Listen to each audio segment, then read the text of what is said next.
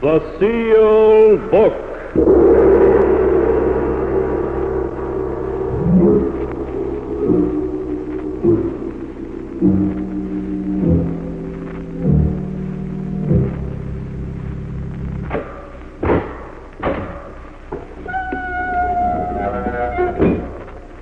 Once again, the keeper of the book has opened the ponderous door to the secret vault, wherein is kept a great sealed book, in which is recorded all the secrets and mysteries of mankind through the ages.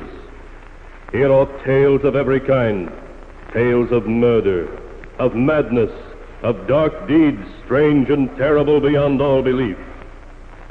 Keeper of the book, I would know what tale we tell this time. Open the great book and let us read. Slowly, the great book opens. One by one, the keeper of the book turns the pages and stops. Ah, the strange story of a scoundrel who swindled the innocent, only to find that all his wealth could not protect him from justice. A tale titled Murderer Unknown.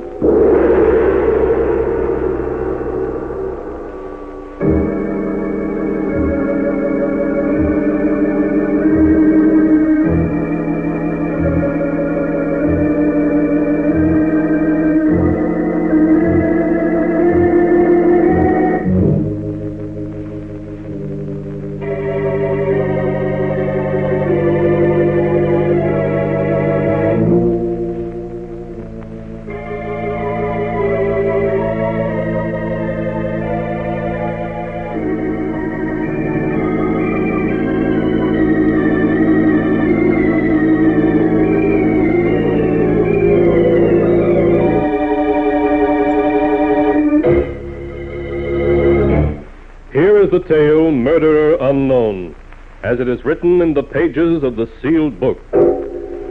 Our story begins as Martin Scott enters the large and luxurious offices of Gerald Morgan. Scott, his face white and tense, is talking to Morgan's private secretary.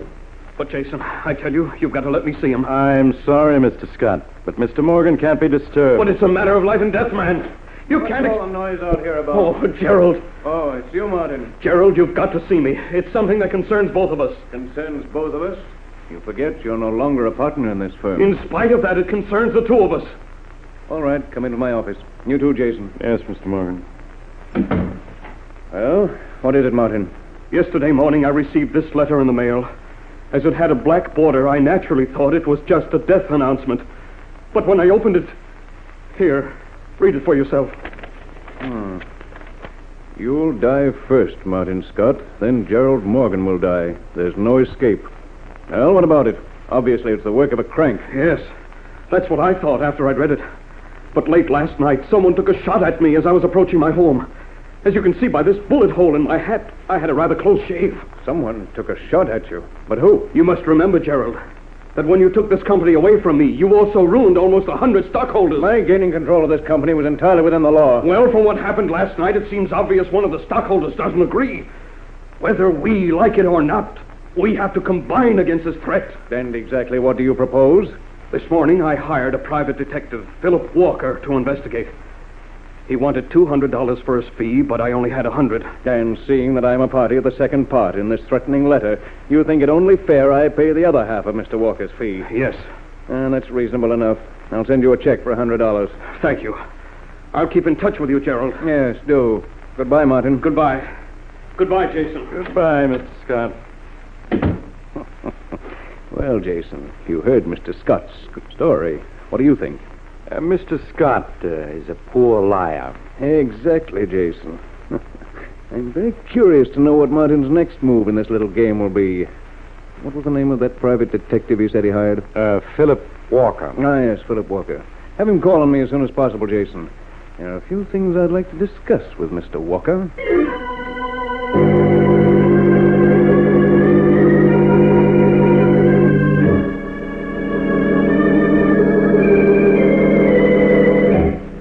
A few days later, Martin Scott, a terrified look on his face, rushed into Gerald Morgan's office. Gerald, I've got to talk to you. Now, we mustn't get excited, Oh, Martin. please. 4 days have passed, and I see you're still alive. Gerald, I've received another letter. It says I'm to die tonight at midnight. Look. So it does. Too bad, Martin. Looks as though I'll have to pay for your funeral after all. Jason, you'd better make arrangements. Don't joke, Gerald. If he kills me, you'll be next. What do you suggest? I want to leave town. Go far away. Oh. And of course, you want me to lend you the money. Oh, I know I haven't any prospects now, Gerald, but I'll pay you back somehow. All I want is $5,000. It's nothing to you, but to me it's the difference between living and dying. Really, Martin, you give me credit for very little intelligence. What do you mean? Come, Martin, why don't you admit you put the bullet through your hat yourself and wrote those letters all in an effort to get money out of me? You don't believe me? No, Martin, I don't believe you. For the past 3 days, every move you've made has been reported to me by Mr. Walker. Philip Walker? Yes, Martin. The detective you hired. It was a simple matter to buy his services away from you. As usual, it was just a question of money. But, Gerald, you've got to... In last night's report, Walker states that you left home at 9:25 to mail a letter. That letter you mailed couldn't by any chance be the death threat which you received this morning, could it? Gerald, don't be a fool. I tell you, someone's out to murder both of us. Well, I shall begin worrying when you've been killed. And rest assured that if anything happens to you tonight, I'll see to it you get a decent burial.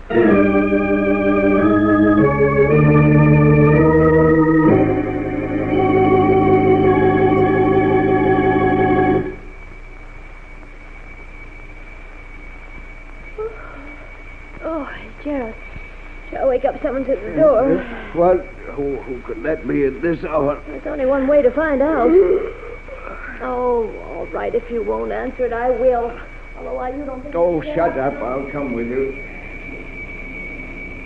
Does that idiot think we're deaf? Shut up, you fool. Oh, his face is covered with blood. Who is he? I don't know. Gerald. Martin, hold the door open while I carry him in. All right, Gerald. He's almost unconscious. Loss of blood. Yeah. Easy now. That's it. Oh, no use. Gerald, Oh, his face looks as though it had been slashed a dozen times. He's horribly mutilated. Gerald, what's he clutching in his hand? It's a letter with a black border. What's it say? Can you make it out? It's difficult to read with the blood on it. It says, "This is the last letter you'll ever receive, Scott. Your time has come." Oh, Gerald, what does it mean? Stop asking so many questions and call Dr. Richards. Oh, all right. Martin, can you hear me? Gerald, at midnight, he came for me. Who, Martin, who? I never had a chance. Tell me, Martin, who did this to you? He said after I died, you would be next. But who, Martin, who? Dr. Richards will be right over, Gerald. It's too late. He's dead.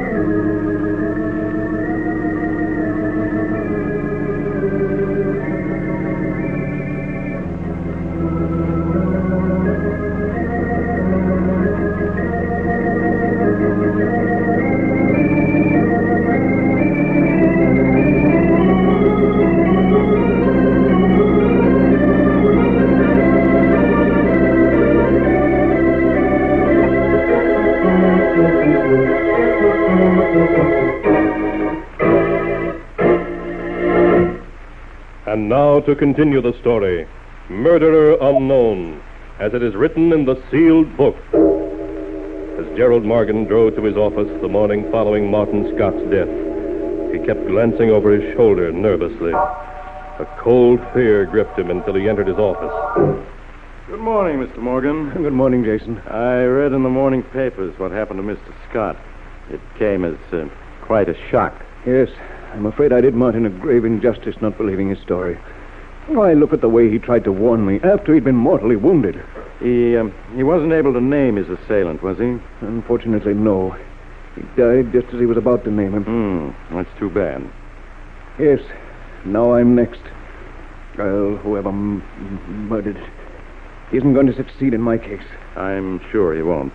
Mr. Walker is waiting to see you. I'll have him come in. Yes. Mr. Morgan will see you now, Mr. Walker. Good morning, Mr. Morgan. Good morning, Walker. Have a seat. Thank you. I read about what happened at your home last night. It's too bad you removed me from the case yesterday afternoon. What do you make of it, Walker? Well, the manner in which Scott was so brutally murdered seems to suggest that the murderer is a maniac. And maniacs are dangerous, Mr. Morgan. If you're looking for a fat fee, you'll get it without trying to frighten me into it. Oh, I'm sorry, Mr. Morgan. I didn't mean... Never mind. Your one job is to catch the man who murdered Martin Scott and is out to get me. Yes, sir. Scott believed that one of the former stockholders of this company was after him. And now I'm of the same opinion. Yes, Mr. Morgan. Yeah.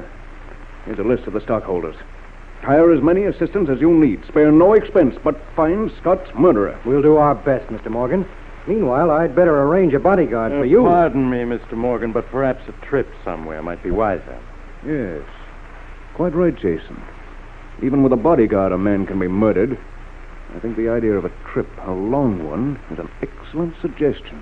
Well, where do you intend to go, Mr. Morgan? That I'm not telling anyone, not even you, Walker. But how will I get in touch with you if something comes up? Merely insert a notice in the personal column of the Morning Record. I'll get in touch with you, if I think it's important. Very well, Mr. Morgan. Jason, call my home and have my wife pack her things and mine. Tell her we're leaving town immediately.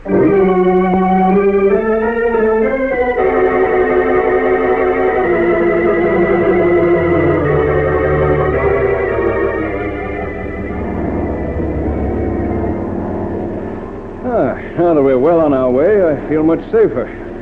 This trip was an excellent suggestion, Jason. Pardon me, Mr. Morgan, but you haven't given me my course yet. I'm still flying due west. Oh, yes. Yeah. Here's a map with our destination on it, Jason. We're flying to a small lodge in the North Woods. There's a small clearing nearby where you'll be able to land. Yes, Mr. Morgan. You'll find it an ideal vacation spot. There will be perfect safety for Walker to catch Scott's murderer.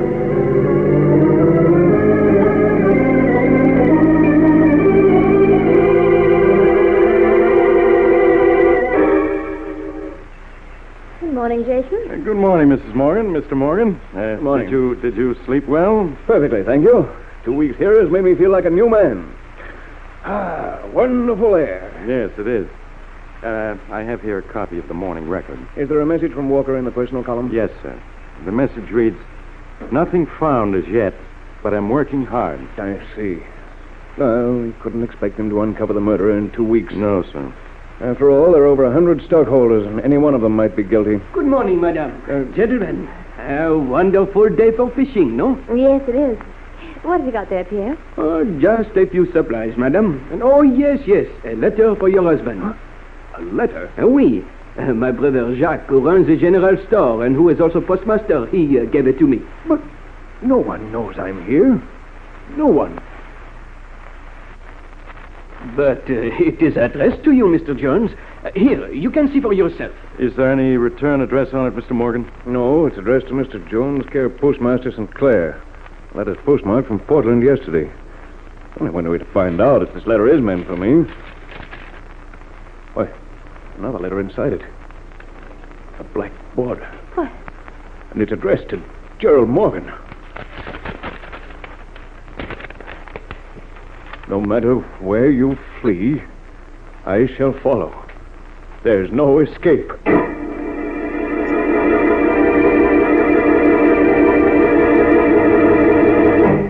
A few minutes later, after a few bags had been hastily packed, a plane took off from a small clearing in the woods.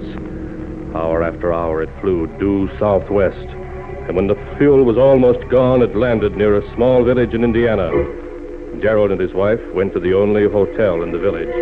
Oh, Gerald, it was dreadful enough flying 1,000 miles in 8 hours, but it's too much to expect me to stay at a miserable inn like this. Just look at this room. Gabe, if you value that lovely white neck of yours, you'll do exactly as I say. We're staying at this inn because it's secluded and safe. Who is it? It's Jason. Oh, just a minute. Come in, Jason. Did you get rid of the plane and send the telegram to Walker? Yes, I did. What did you say in the telegram? I told him that the murderer had been in Portland yesterday, and that he was to fly there and make every effort to apprehend him. Good. Walker's no fool. He'll have his men in every hotel, station, and bus terminal in Portland. They have photographs of all the stockholders, and sooner or later they'll catch up with the guilty man. But suppose he's already left Portland. Walker will still find him. Now stop talking about it. We're perfectly safe here. All we have to do is wait.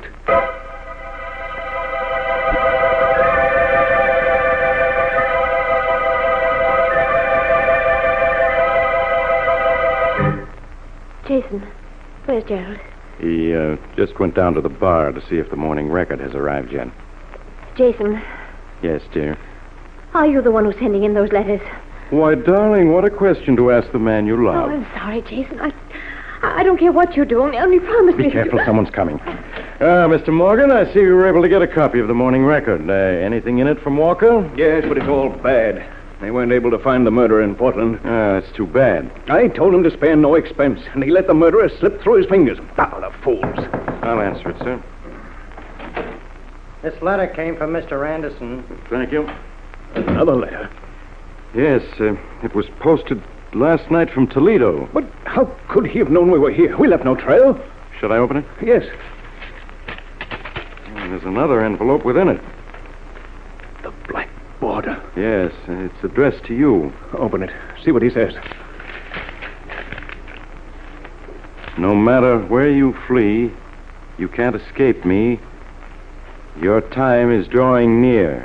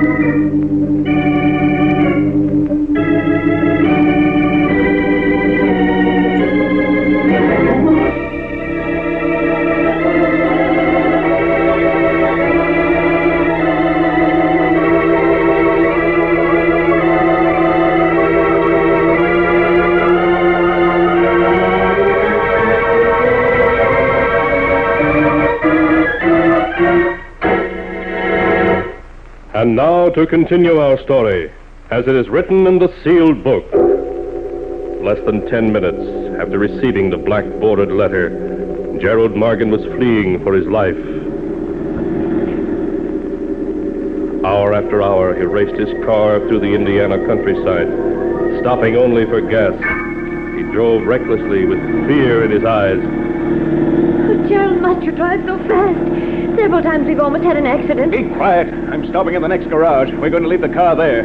Leave the car? Yes, I'm not taking any chances of his tracing us through the license plates. But, Gerald, where are we? We're on the outskirts of Chicago. Now, Jason, we've got to be clever. We're separating. You're to go to the Westview Hotel and take a suite for yourself under an assumed name. Do you understand? Perfectly. Mrs. Morgan and I will slip into the suite after you've engaged it, with no one the wiser. And by the way, send a telegram to Walker and notify him that the murderer was in Toledo last night. And this time he must be caught.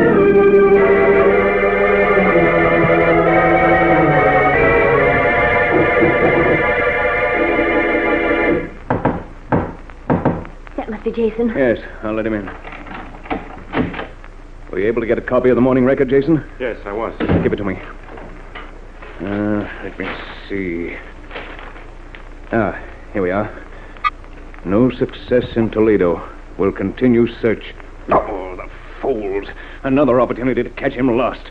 How long do they think I can go on this way? I'm sure you can depend on Walker. Gerald, why don't you go and lie down for a little while? I'm perfectly all right. But you look tired. A little rest would do you good. Oh, yes, I suppose it would. Call me if there's any word from Walker. Jason, come over to the window where he won't be able to hear us. What's the matter, Eve? You look so upset. Well, you saw the way he acted, Jason. He's losing his nerve, going to pieces. And when Gerald's frightened, he becomes violent, almost a maniac. What are you trying to say? Jason, you've got to stop sending him those letters. I tell you, it's dangerous. So, you really think I'm the one who's sending those letters to Who him, else could it be? Yes, Jason. Who? Gerald! Mr. Morgan, what are you doing with that gun? You haven't answered my wife's question, Jason. I tell you, I know absolutely nothing about those letters. Really? Perhaps you haven't noticed, but there's another one just been slipped under our door. Oh, no, no. Yes, my dear. We'll see what this one says. As usual, there's another envelope in beside it, and with a black border. Oh, Gerald, please don't open it. Don't, I can't stand it. Come, dear. It's only fair that I should know what it says as well as Jason. No matter where you flee, I'll find you. When the clock strikes midnight, you die. So, you two had decided to get rid of me tonight. No, Gerald, no. I tell you, I had nothing to do with the sending of those letters. Really, Jason. In all our travels, we left no trail behind. You two were the only ones who knew where I was. You must listen to me. I tell you, I had nothing to do with them. You're nothing. exceedingly clever, Jason. I've never denied that. With me out of the way, you could gain control of my company. Your accusation is absurd. If that's true, why should I have killed Martin Scott? He had nothing to do with the company anymore. Quite so, but with me dead, he might have gained control of the company instead of you. Therefore, you decided to remove the two of us. You've gambled, Jason, and lost. Gerald, why are you turning on the radio? We're parting company, my dear, and I feel the need of music. No, you can't shoot me. I tell you, I'm innocent. Gerald, I had nothing to do with this scheme. I swear I didn't. You wouldn't want the man you love to die alone, would you, my You dear? must listen to me. You must. I can prove I had no part in it if you'll only give me a chance. No.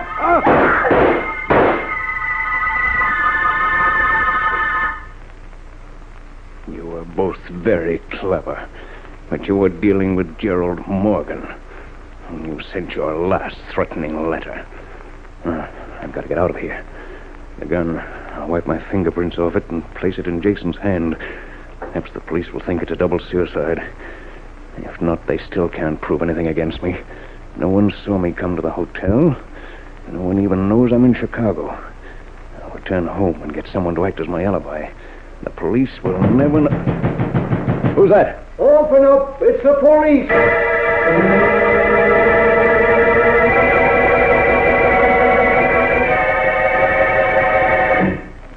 I'm afraid you can only have a few minutes, Mr. Walker. Thank you. Walker, what are you doing here? I've come to deliver a letter. A letter? Yes. Here. What? It's from Martin Scott, dated December 5th. Well, that was the night he was murdered. Yes. Dear Gerald, a week ago my physician told me I had but a few months to live. After I once got over the shock, I suddenly felt free to do what 100 ruined stockholders wanted to do, but couldn't. I could easily have come to your office and killed you, Gerald, but I didn't want you to die so easily. Knowing you as well as I do, I began to plan your future for you. My plan began the day I came to your office with a death threat and the hat with a bullet hole in it. You reacted just as I knew you would. You bribed the detective I'd hired. When I appeared at your office this morning and showed you the second letter I'd received, saying I died tonight at midnight, you laughed at me for trying to extort money from you. That, too, I had planned on. In 1 hour it will be midnight, and according to my plan for you, I must be murdered. I am going to slash myself with a knife, Gerald, and then go to your home to die. You're going to watch me die, Gerald, and know fear as you've never known it before. After I'm gone, you will begin to receive the same kind of threatening letters which I sent myself. You will run away, Gerald, but wherever you go, a letter will find you. You'll become insanely frightened, and in time you'll turn on the only person who could be logically betraying your movements, Jason. If Things work out as I planned, the great fear in you will drive you to kill him. When you're in prison, waiting for the end, you'll receive this letter, and at last know which one of the stockholders made you pay for your crimes. Martin Scott. No, it can't be. But it is, Mr. Morgan. But if Jason didn't send me those letters, who did? You forget, Mr. Morgan, that I know where to find you. You had Jason send me telegrams, and they were easy to trace. Then it was you who sent those letters. Yes, I was the one who carried out Martin Scott's plan. But I bought you, gave you thousands of dollars. All of your checks were torn up. Martin Scott was my friend. You can't do this to me. You can save me if you want to. I'm rich. I'll pay you any amount of money you want. Walker, listen to me. You'll have to leave now, Mr. Walker. It's almost... No, Walker, you can't. You can't let them kill me. I'll pay you anything. Anything. Walker!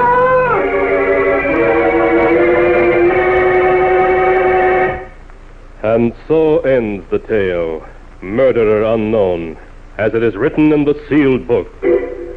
At midnight, Gerald Morgan was executed in the electric chair. Twisted indeed are the strands of fate, in which destiny entangles mere mortals.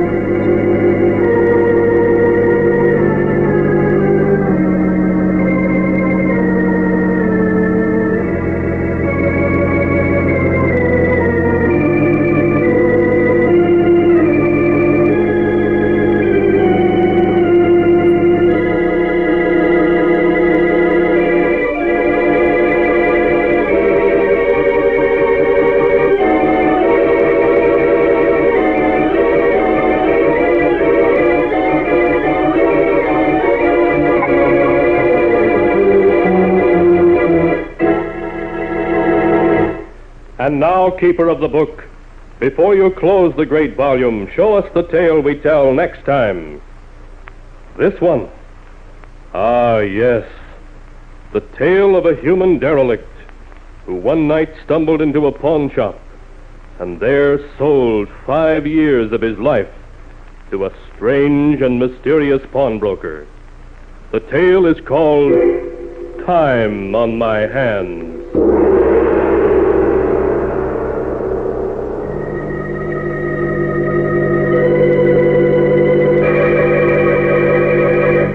Be sure to be with us again next time when the sound of the great gong heralds another strange and exciting tale from The Sealed Book. The Sealed Book, produced and directed by Jock McGregor, is written by Bob Arthur and David Cogan.